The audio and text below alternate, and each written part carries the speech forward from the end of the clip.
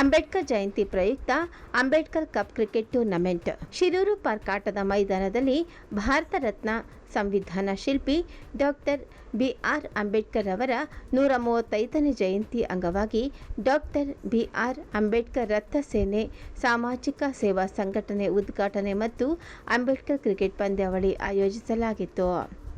ಮಾಜಿ ಸಚಿವೆ ಬಿಟಿ ಲಲಿತಾ ನಾಯಕ್ರವರು, ನಿವೃತ್ತ ತಹಸೀಲ್ದಾರ್ ಹನುಮಂತರಾಯಪ್ಪ, ಡಾಕ್ಟರ್ ಬಿಆರ್ ಅಂಬೇಡ್ಕರ್ ರಥಸೇನೆ ರಾಜ್ಯಾಧ್ಯಕ್ಷೆ ನಾಗರತ್ನರವರು ದೀಪ ಬೆಳಗಿಸಿ ಕಾರ್ಯಕ್ರಮಕ್ಕೆ ಚಾಲನೆ ನೀಡಿದರು. ಇದೇ ಸಂದರ್ಭದಲ್ಲಿ ರಾಜ್ಯಾಧ್ಯಕ್ಷೆ ನಾಗರತ್ನರವರು ಮಾತನಾಡಿ, ಬೃಹತ್ ಪ್ರಜಾಪ್ರಭುತ್ವ ರಾಷ್ಟ್ರವಾದ ಭಾರತ ದೇಶಕ್ಕೆ ಸಂವಿಧಾನ ಎಂಬ ಪವಿತ್ರ ಗ್ರಂಥವನ್ನು ಕೊಡುಗೆಯಾಗಿ ನೀಡಿದವರು ಬಾಬಾ ಸಾಹೇಬ್ ಅಂಬೇಡ್ಕರ್ ಅವರು.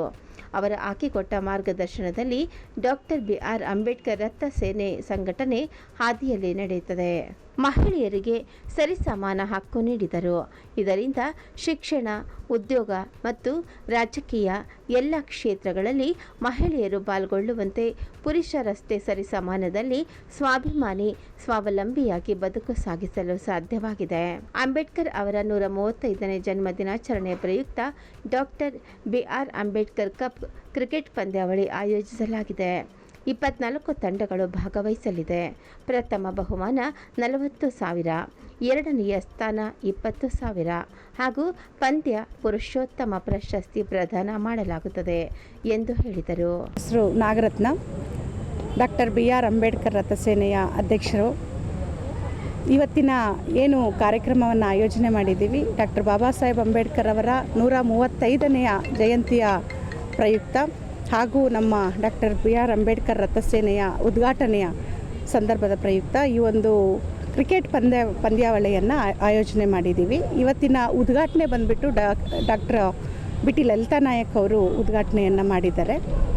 ನಮ್ಮ ಒಂದು ಕಾರ್ಯಕ್ರಮಕ್ಕೆ ಹಿರಿಯ ರಿಟೈರ್ಡ್ ತಹಸೀಲ್ದಾರರಾದಂತಹ ಹನುಮಂತರಾಯಪ್ಪ ಅವರು ಸಹ ನಮ್ಮ ಜೊತೆ ಇದ್ದಾರೆ.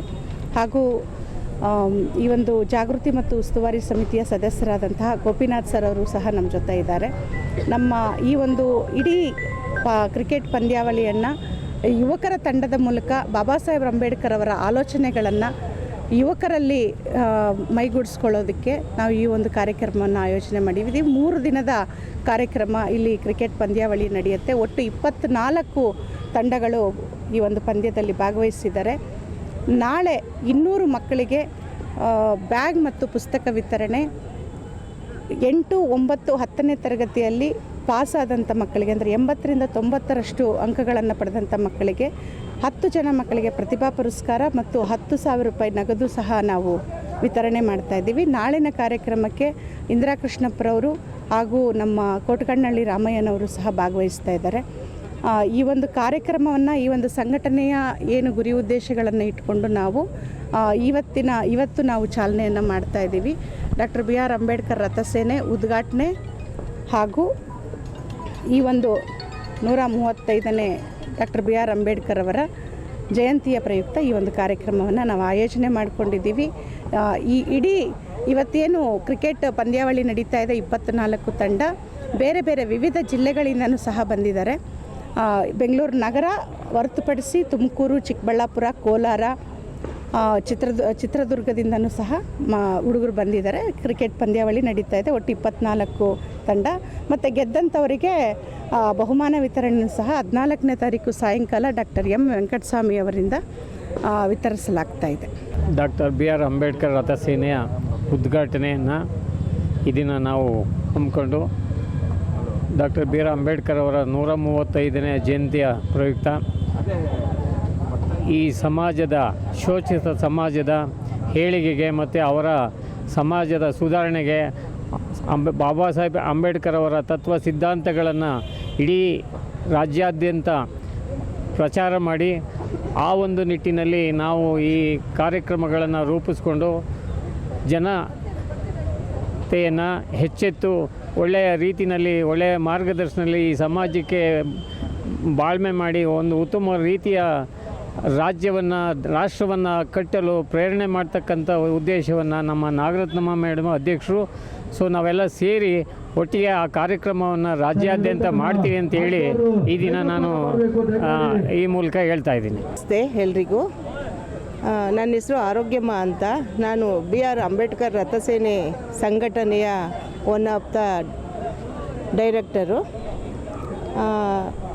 ಈ ಬಿ ಆರ್ ಅಂಬೇಡ್ಕರ್ ರಥಸೇನೆ ಆ ಸಂಘಟನೆ ಒಂದು ಮಾದರಿಯ ಸಂಘಟನೆಯಾಗಿ ಯುವಕ ಗೌತಮ್ ಅವರು ನಾಗರತ್ನ ಅವರ ಅಧ್ಯಕ್ಷತೆಯಲ್ಲಿ ಇದನ್ನು ಒಳ್ಳೆ ವಿದ್ಯಾಭ್ಯಾಸ, ಅಂಬೇಡ್ಕರ್ದು ಏನು ಒಂದು ಆಸೆ ಇತ್ತು, ಅವರ ನಿಲುವು ಯಾವ ಕಡೆ ವಿದ್ಯಾಭ್ಯಾಸದ ಕಡೆ ತೋರಿಸ್ತಾ ಇದ್ದರು, ಅದರದ್ದು ಮೂಲಕ ಮಾದರಿ ಸಂಘಟನೆಯಾಗಿ ಮಾಡಬೇಕು ಅನ್ನೋ ಉದ್ದೇಶ ಇಟ್ಕೊಂಡು ಈ ಬಿ ಆರ್ ಅಂಬೇಡ್ಕರ್ ಸೇನೆ ರಥಸೇನೆಯವರು ಈ ಅಂಬೇಡ್ಕರ್ದು ರಥಸೇನೆ ನಮ್ಮದೇನಿದೆ, ನಮ್ಮಲ್ಲಿ ಯುವಕರಿಗೆ ಹೆಚ್ಚು ಒತ್ತಾಸೆ ಕೊಟ್ಟು ಅವ್ರನ್ನ ಮುಂದೆ ಬರೆಸಿ ಇದು ಈ ಸಂಘಟನೆ ಮಾದರಿ ಸಂಘಟನೆಯಾಗಿ ಮುಂದೆ ತರಬೇಕು.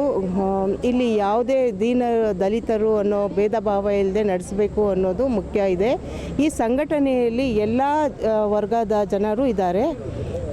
ಈ ಅಂಬೇಡ್ಕರ್ ಜಯಂತಿ 135ನೇದು ಏನಿದೆ, ಈ ಒಂದು ಜಯಂತಿ ಮೂಲಕನೇ ಈ ಸಂಘಟನೆ ಉದ್ಘಾಟನೆ ಮಾಡಬೇಕು ಅನ್ನೋದು ಆ ಧ್ಯೇಯ ಇಟ್ಕೊಂಡು ಈ ಕಾರ್ಯಕ್ರಮನ ಹಮ್ಮಿಕೊಂಡಿದ್ವಿ.